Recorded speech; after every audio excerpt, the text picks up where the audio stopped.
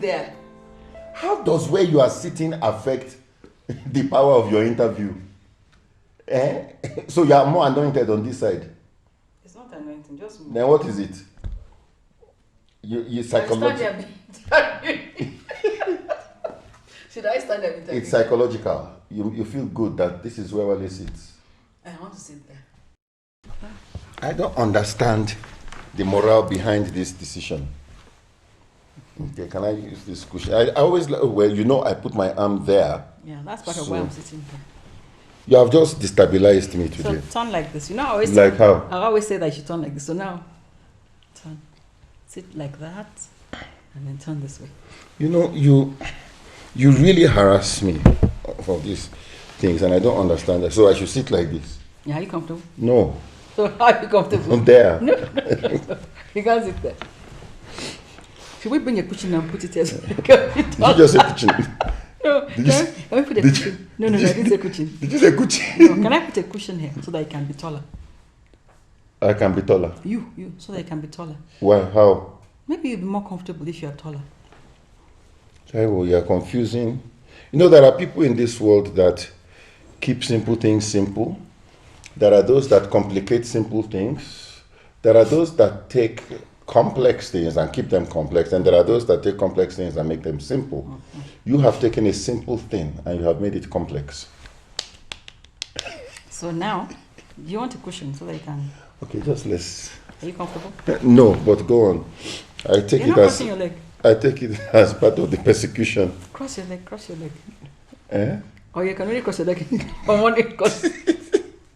You can only cross your leg. Taiwo, I take it as part of the persecution coming from...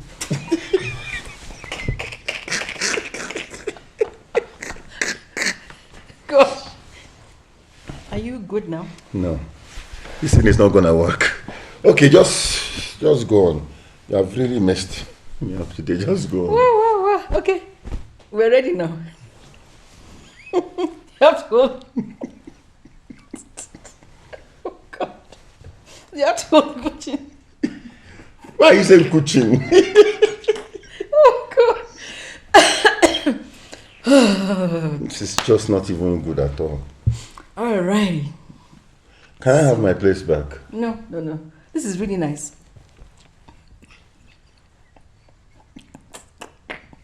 Oh God, I'm sorry, I'm laughing.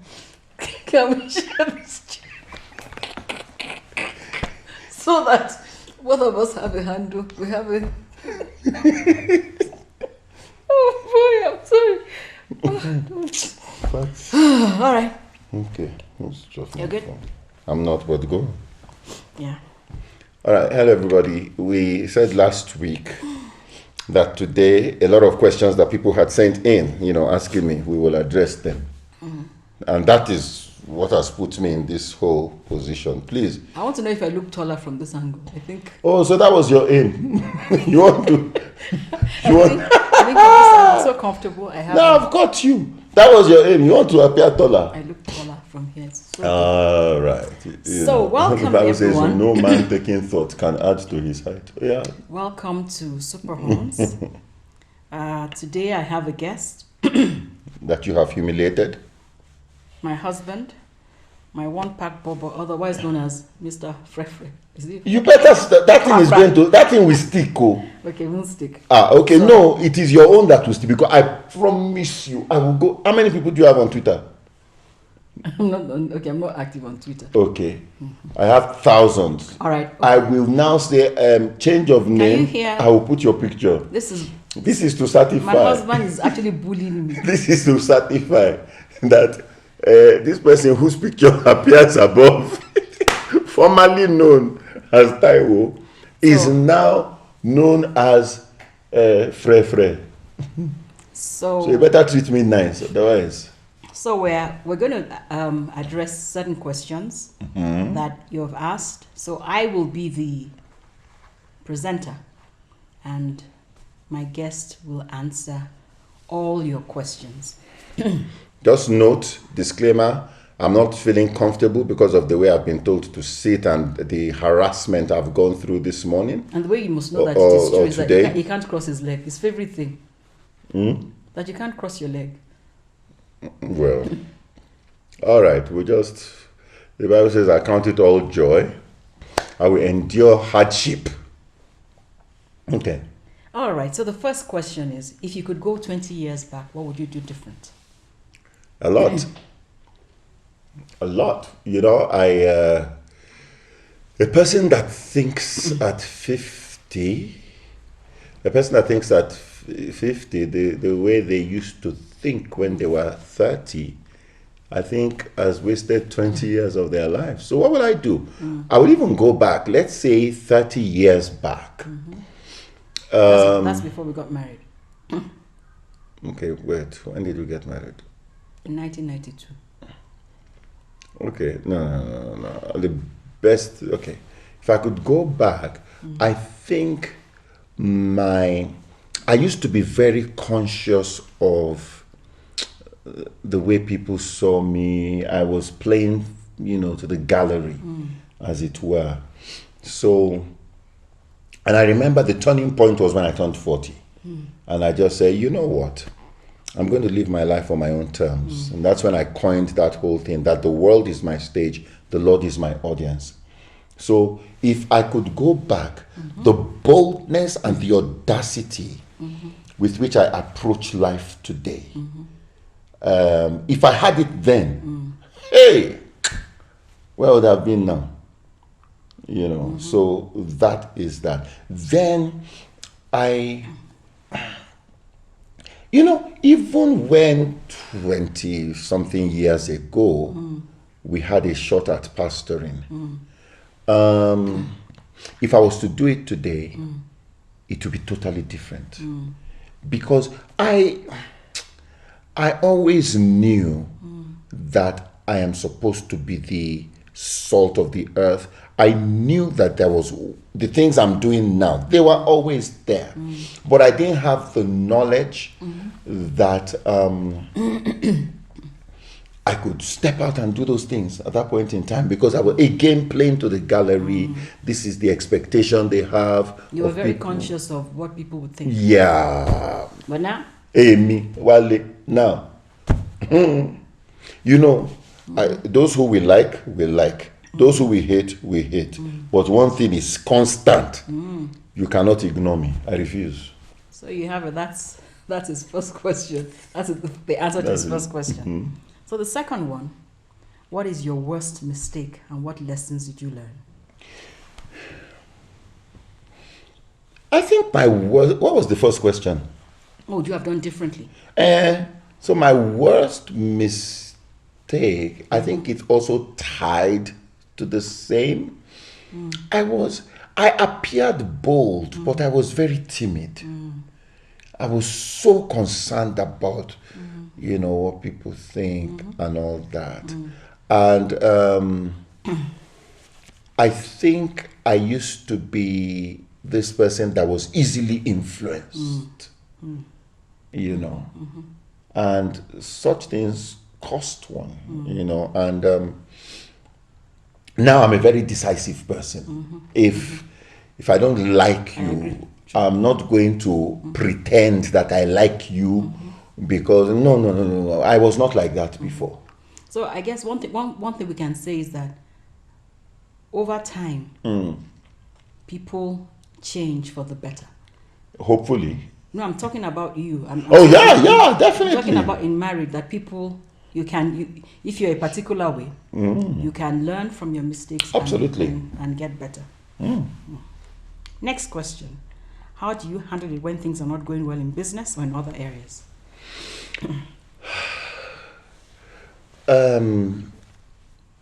I withdraw. You should be able to answer these questions now. Am I the one that was asked? The Bible says we are. What's the answer to that one? He withdraws, he spends time in his study, he spends time with God, he prays, and then when he comes out, he tells you the way forward. But I'm not the one who's supposed to be saying that. But that tells that you know me. That's exactly what I do. I withdraw. And because one of the things I found out is that if it's not going right, the problem is not with God. The problem is with me. The problem, that has always been it. The problem is always on the man's side, on my side. So I go, I find out where did I miss it. It's either the project is that I'm embarking on is wrong, the process that I've embarked on is wrong, the people around me are wrong, you know. So when I look at all that, then I come out and I have clarity. Okay. Next question. What makes you happy? My family. This girl here, this girl. See this girl. See, I have. You know, somebody wrote yes last week that when I tell you blush whenever I'm. First of all, black people don't. Black people See, okay, but whatever it is called, see, laugh, I'm not. Laughing is not blushing. But you go, oh yeah, laugh. Black people don't blush. Over syllables. See, So that means in your world, smiling is blushing. Jesus. So what makes you happy? Your family makes you happy. What are you passionate? What are you most passionate about? Africa. Many of you should know that already. Transforming Africa, making a difference in Africa. That Africa must have a different because narrative. I think when I look at the continent, I think the continent has been like me. In that the continent passed through an era where we could have made some bold moves, but we were very timid of all the donors and all that, you know. So we as a continent did not make those bold moves when we had the opportunity to have made. I mean, some of these might be very radical, but they are bold moves that the continent should have made, which we did not make. It cost us. The bold move, for instance, of saying, you know what, we are going to go through 7 years of famine. But during those 7 years of famine, why are you smiling? No, okay, finish first. We are going to go through 7 years of famine, just like we saw Joseph in the Bible. They knew they were going to go through a hard period. But during that hard period, we're going to keep 20% of everything that we have. And then, once we are during the plenty, rather, you keep everything that you have in preparation for the famine. I think Africa missed an opportunity. The era where you had oil flowing everywhere, instead of setting certain things in place for Nigeria, for instance, what were we doing? We were celebrating our first 1 billion naira. We were importing champagne. We were doing all those things. But I think it is easier for an individual to make a change, radical change, than you're talking about Africa like Africa is Africa but it's made up of individuals, and it's leadership at the end of the day, and if we had done such bold things and told people that, you know what, all these people, all these IMF and all these people that are telling us what to do, guys, we are going to have 7 years or so. We will go through so much, but during that period, we're going to build our industries, we're going to set up infrastructure, we're going to do that. If you guys, and we're going to be transparent about it, we're going to be sincere about it. If you guys can just take this journey with us, we guarantee you 7 years time we will be free. Okay, so that didn't happen. It didn't happen. So as an individual, because you're not a nation, you're not a president. You're just Wale. So now, as an individual, how can you say you are just Wale? I refuse to be just Wale. Okay. Emi, the first of his name. So now, I haven't said all that. That didn't happen. So what would you say going forward? Assuming that what I am doing right now, that's why I started the Street University. Okay. And the Street University is an online platform. We have been doing some test runs, but you can still join right now. Send details. We have, we send you our itinerary, and we're going to go live to the whole world on the 1st of August.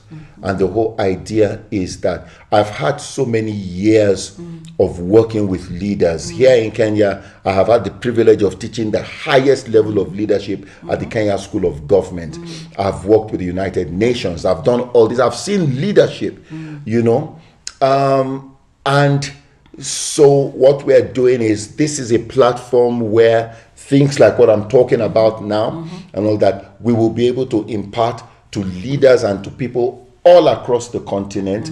And my vision is that from there, we're going to have a Pan-Africa venture capitalist fund where we are going to now invest in the ideas of Africans for Now we've Africa, entered deep waters. for African by Africa. All right. I cannot sit down in an Africa where people who don't know the reality on the ground in Madare, in Ajegunle, people don't know the reality of on the ground are the one making decisions for the people. No. Okay, okay. All right. Next question. How do you maintain a work-life balance? There's nothing like that. Oh, okay. So, okay, what do you do? It's a work-life integration. Explain. You're sounding like a teacher. Well, can you explain what a work-life integration is? So, Apostle must hear this. after you have explained what it is. It is this. Look, with the level of work that is required to, how will I know if I have succeeded in what I'm doing? Is that I will have Africans thinking differently. Okay? What are we talking about? Wait. Now, the level of work required to do that. Tell people what my daily schedule is like. Okay, so his daily schedule is he wakes up very early. We have this constant argument. What is early? I'm going there. We have this constant debate, or should I say debate / argument on what is enough sleep. My husband sleeps about 10. And more like wakes 9:30. Yeah, and he wakes up, no, more like 10. And he wakes up about 2 or 2:30. I always say that he needs more sleep. So from when he wakes up at that time, he's in his office, he prays, he reads his Bible, he catches up with whatever is going on in the world, and then he starts his work. And then at 7:30, we all join him, in the sitting room. We have Bible study, pray for the day, then everybody goes off to do their thing. And in this season, when we're all under lockdown and all that, quarantine and all his work has moved online. So what that has meant is that he's having Zoom sessions with companies and all that. So he does that till, a lot of times till about 7:30, till about 8:30 in the evening. So I always say that he doesn't get enough rest. And then we're talking of work-life integration. But while that is happening, the children pop in, say, hey, how you doing? Blah, blah, blah. Okay, Fumi comes to harass me. Like they just did. And then I come down, we have dinner together. But I do come down for meals. I go down for meals and we have family time, So that's what I mean by work-life integration. That so you have been able to work. I've been able to bring my family into my work. So my family understands the demands of my work and what I'm doing. And I've been able to sell it to them, which is what I did. So even when I was traveling, and there was a particular week, I was working in 5 different countries, with that kind of schedule, I need to get the buy-in of my family.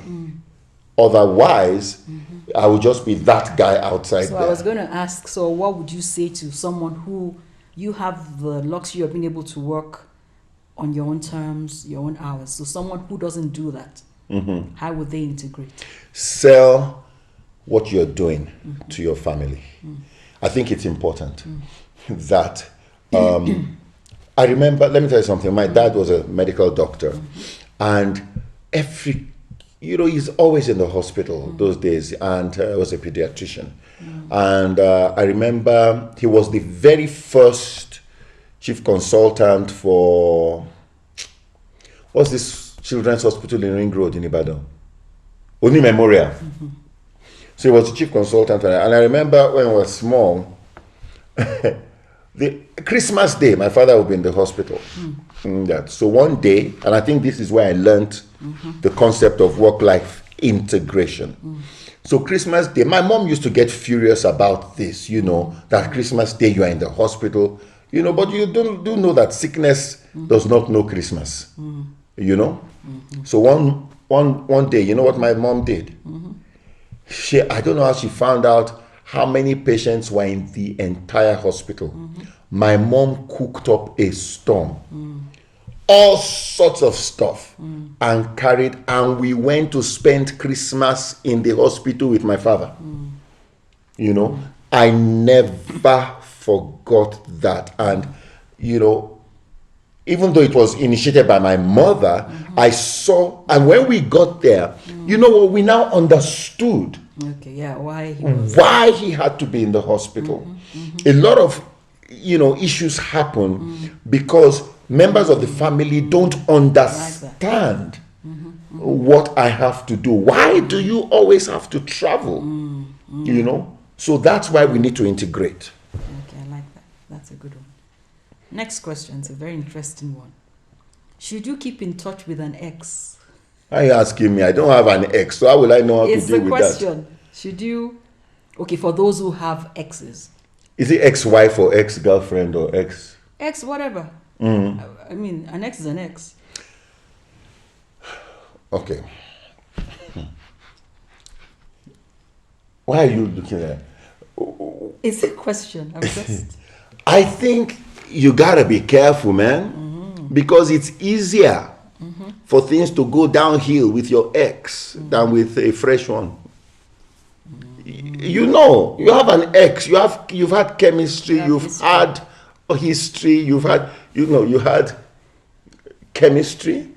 Chemistry went to biology, and then biology now went to history. So when you have had that, it is easier, you know, for chemistry, for another chemical reaction to happen. For history to become chemistry. A cycle like that, something like that. So I think it's not hard and fast. I mean, some people are mature about it; they can handle it maturely, but not everybody is at the same level of maturity. So, you know, if you can be mature about it and be, you know, fine. But hey, it's a tricky one. Okay. What do you do for fun? I listen to you. So am I entertaining? You know, it's interesting what I do for fun. Okay, you answer. What do I do for fun? He spends time, still family, spends time with the family. Our daughter introduced him to Korean shows. So sometimes he will sit with us, those of us who are also into it because of her, and we'll watch a Korean show. Fumi has a very bad influence on me. She teaches me also. They're very alike. They have a lot in common. What? You and your daughter. Yeah, she teaches me a lot of funny things. But those South Korean movies, also, like I watched Empress Key, you know, and it is his history. You know, you learn a lot. You watch all these other Western movies and all that. Opening scene is a sex scene. Korean movies, you get to episode 12 before you see the first kiss. You know, it's because and Fumi analyzed it. She said, you know, all those other things that we used to watch is because they don't have strong script. So they need to have drama to fill in. You know, so yeah. I enjoy doing that. I enjoy doing that. I enjoy producing music. You enjoy food? What you do for fun? Food you eat to live. It's not for fun now. You don't look forward to... Okay, I don't look forward to what? So, let me just say this. No, I don't look forward to what? I want to say something. During this period when we're all indoors and nobody's been going out, so we started this thing. Besides having Bible study in the morning and in the evening, different people do it. We also decided that I should take a break from, you know, all the kitchen duties. So the children have their days for breakfast. So part of what makes him happy is when it is Ola day. Because Ola day, Ola makes pancakes, he makes biscuit bread, he makes him bacon. So Ola day is so happy. It's like, tomorrow is Ola day. And Ola actually has 4 days in the week. So What do you do for fun? Those are things that make you happy. So those are things you should be saying. Things that make me happy, yeah, but what do I consciously do for fun? Okay, all right. I play the piano, I play music, I sit down with you, and I listen to you, and I hang out with the kids. What do you mean by you sit down with me and listen to me? You make me, somebody said that I make you laugh, but you make me laugh a lot. That's a good one. So, what book changed your life? If you were to mention one book. The book of Proverbs. That's the answer. Okay, what book do you want me to No, talk I thought you were about? going to mention a book like, a book. I'm looking for Okay. something. People that I want to greet today. Oh, yeah. I want to. What book changed my life? Like I said, even you remember there's an interview that they came here. I remember one of those ones where the TV people came here to interview, and they said what book, and the answer was the same, the book of Proverbs. But in terms of one other book that there's so many, it's because you see I get so many things from different books. I get so many things from different books, but if I were to pick on one book, I think the Blue Ocean Strategy did it for me. Because Blue Ocean Strategy opened and I developed that thinking to a whole new level. It opened my eyes to the fact that, the idea was that the small boys, they compete with others. The big boys, you enter into a realm of innovation for which there is no competition. And that's where I like swimming. That's one thing I do for fun. I love swimming. And when we're in the coast, that's our hometown in Kenya, in the coast, in Kilifi. Or when I go to Mombasa, I'll get a boat from time to time and just go out. Go far out into sea, and then come out, and I begin to swim. And that experience, you are there, the waves of the ocean are lapping against you. It is so silent. Those times I don't go. Yeah. It is so silent, yeah? And I remember one day I was doing that, and bang, something hit me that has totally changed my business, my everything. And that is, I asked myself, where are the noisemakers? So the noisemakers are at the beach. They can't swim. They can't swim. They are at the beach. So all the noise is at the beach. So if I'm going to meet somebody else out there, it will be a deep person like me. And that's where I coined and I learned that the language in the beach is the language of competition. The language in the deep is the language of collaboration. So that is where we're striking serious deals, partnerships, and all that. And that really helped me define my business and everything after that. That, you know what, I'm not looking for what are people doing, me too, let's compete here. I'm looking for where can I create a blue ocean for myself, where when I enter into that place, and I will take all the uniqueness that I have, my personality, my exposure, my knowledge, my work with God. I take all that which nobody else can copy. Can you explain briefly what the Blue Ocean Strategy is? That's what I said. The Blue Ocean Strategy is, they said that there's a red ocean full of the blood of competition where you kill each other, cutthroat, fighting, competition, and all that. But there is another dimension Where there is no competition. Where there is no competition, and you enter there through innovation. So that's what. So Blue Ocean Strategy, Leading the Revolution by a man called Gary Hamel. Those did it for me. And then The Innovator's Dilemma by Clayton Christensen.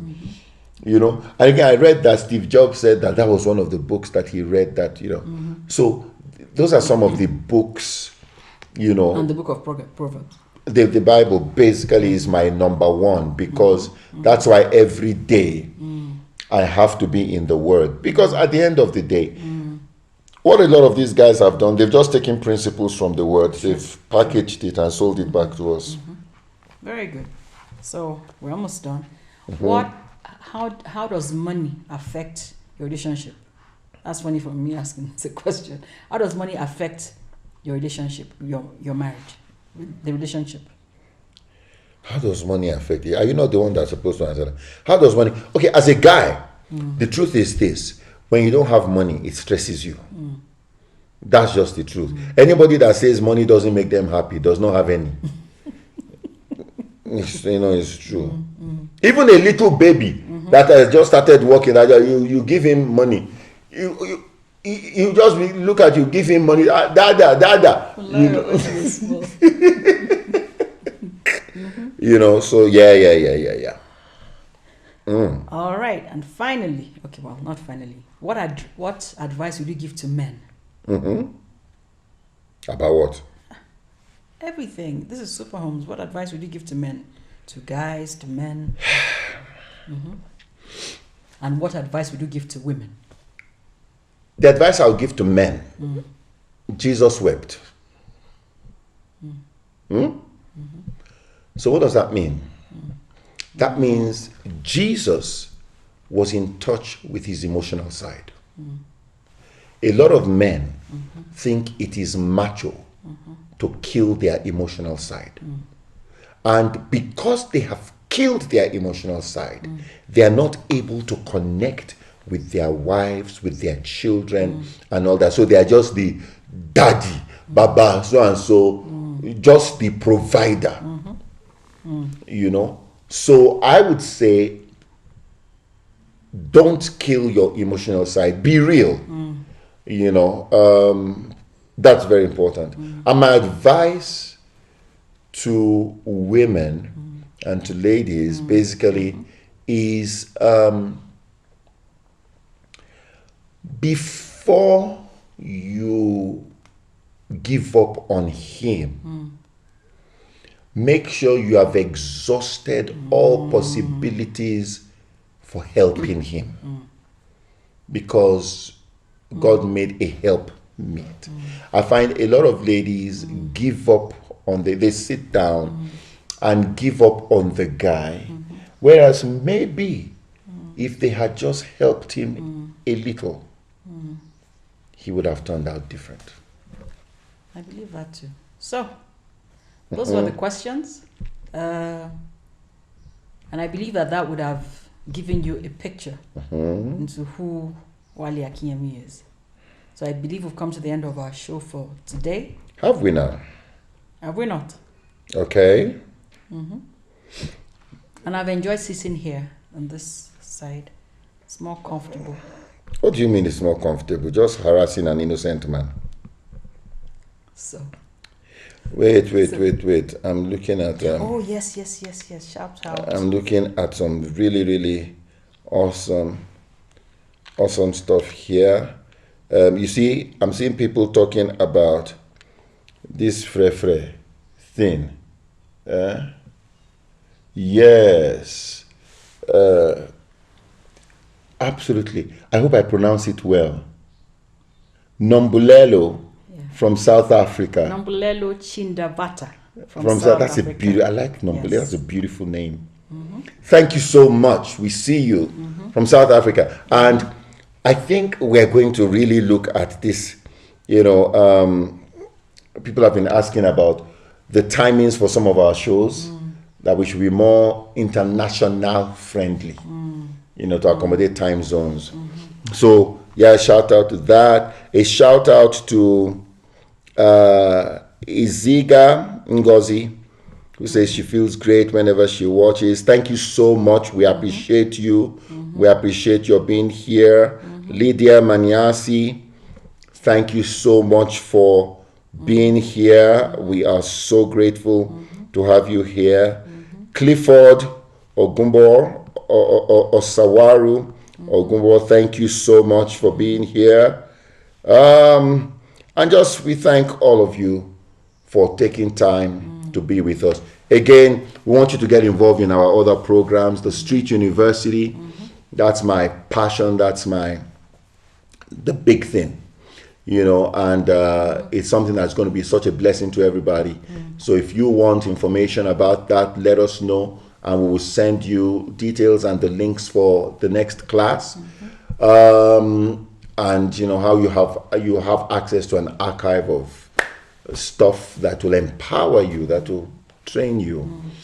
We have the Sunday Common Sense on Sunday right here. The Street University is a Zoom-based and web-based platform, but Sunday Common Sense is right here on Facebook, on the Facebook platform. So you can join us every Sunday, 10 a.m. East African time. That's GMT plus 3. All right. What? Nothing. You have a mischievous look on your face, like you're planning something. Every time I smile, you think I have an agenda. Well, am I far from the truth? You are. Okay, what was that smile for? I can't even remember. Anyway, I think we've come to the end of the show for today. All right, guys. Thank you. Thank you. And God bless. Thank you. And share with others. A couple of people that were saying that this is their first time. So if you go to Wale Akinyemi resource page, in the section for videos, gosh, there's so many videos. Because we've been doing this for, it's almost a year. So there's so many videos from Super Homes that you can watch. And share widely. Yeah. Share widely. And please comment. Don't just be a silent person. Comment. Let's hear your thoughts. Yeah. If this thing is been a blessing to you, let's hear it also. Okay? Yes. Thank you so much, guys. God bless. God bless.